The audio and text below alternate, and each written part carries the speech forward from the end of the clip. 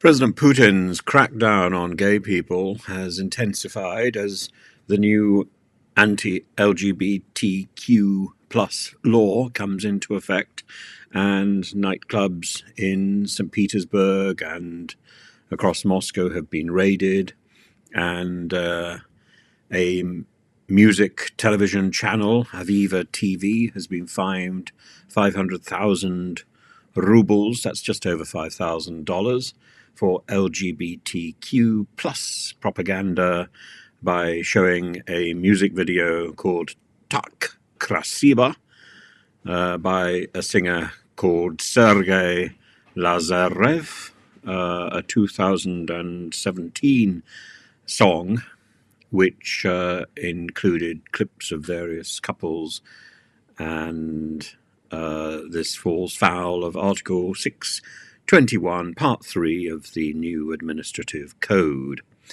And this in 2022, Russian President Vladimir Putin, alive or dead, signed a law banning LGBT propaganda, paedophilia, gender change propaganda, and scenes which mention such activity have been ordered to be cut from TV shows, and courts have been fining online streaming networks for propagandizing same-sex relationships in films which they're hosting on their networks.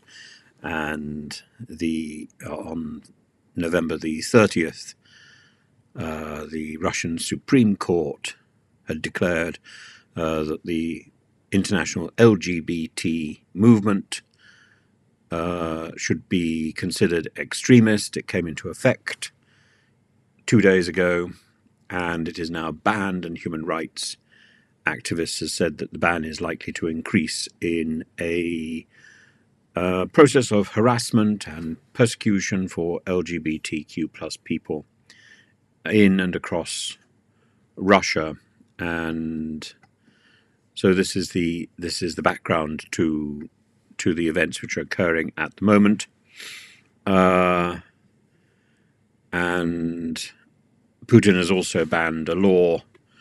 Putin has also signed into law a ban on gender change, which prohibits changing gender in passports and performing gender-affirming surgeries. People who've already changed the gender in their passports aren't allowed to adopt children. And it's very difficult because the big problem with these laws is that they're not very specific. It's very difficult to say what the international LGBT movement is and how it has been operating, quote, in Russia. And some lawyers have said there's actually no such organization registered in Russia and no documentation that would identify a single entity as the LGBTQ plus movement. And indeed, it would be difficult to see who would be considered an LGBT supporter. It may be an obvious statement, but in law, it might be difficult to isolate this. Part of the identification would be to stop anybody with such an identity marker from running for public office, as, for example, Alexei Navalny, and other people who've been stopped from running against Putin for the office of president. So this could be a sneaky way to ensure that Putin, or the dead Putin, or whatever he is, zombie Putin, remains in power for the foreseeable future. But I mean, there are plenty of gay people in public office around the Kremlin, not least in the Duma, not least in the close circle of Mr. Putin himself. And even former crypto presidents might have something to hide.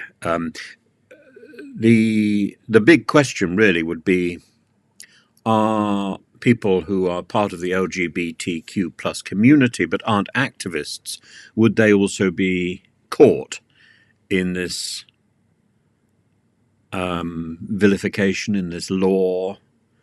And that's not clear either.